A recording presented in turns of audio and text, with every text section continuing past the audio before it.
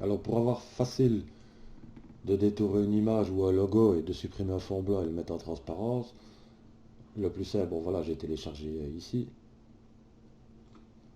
On va commencer par augmenter la luminosité et le contraste de l'élément, comme ici on est ton clair sur ton clair. Idéal, ce serait de noter les valeurs ici, moins 80, moins 25, on verra plus tard pourquoi. Alors, le calque est bien sélectionné, on va dans sélection, plage de couleurs, on sélectionne la couleur qu'on veut supprimer. Dans la prévisualisation ici en mettant en masque, ça nous permet de bien voir la partie que l'on va sélectionner, on le voit ici et on le voit là. En général, dans une valeur de 100, on est toujours relativement dans le bon. Ici, comme on a les transparences, donc on voit qu'elles apparaissent aussi. Une fois que cette partie-là est sélectionnée, on la prend. On prend la sélection, on l'invertit, car on veut juste le logo et non pas l'inverse. Et on a notre partie qui est découpée.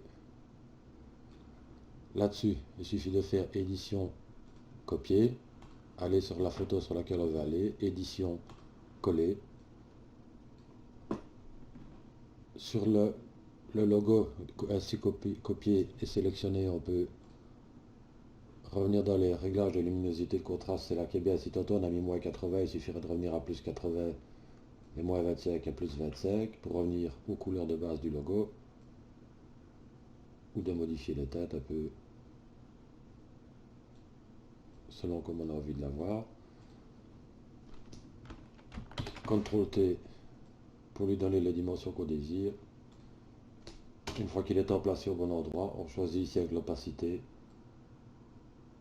la transparence qu'on veut lui donner. Et une fois qu'il est en place, c'est fait. Une autre petite astuce étant de vérifier ici dans les coordonnées de l'image la taille de l'image, de recréer un calque transparent pour avoir le logo qui soit réutilisable à l'infini. Donc ici 1417 par 797 pixels. On va faire fichier, nouveau. On prend 1417 par 917 pixels aussi. Et on met un contenu de l'arrière-plan transparent. Et alors ici, édition, coller. Le logo est ainsi collé sur un fond transparent. On le valide et on peut l'enregistrer n'importe où, mais toujours soit en TIFF, en format TIFF, ou en format Photoshop,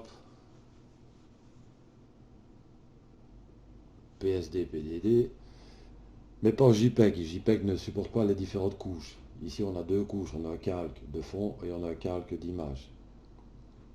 Donc en TIFF, il suffirait de l'appeler logo et il sera réimportable à souhait sur différentes images. Et voilà.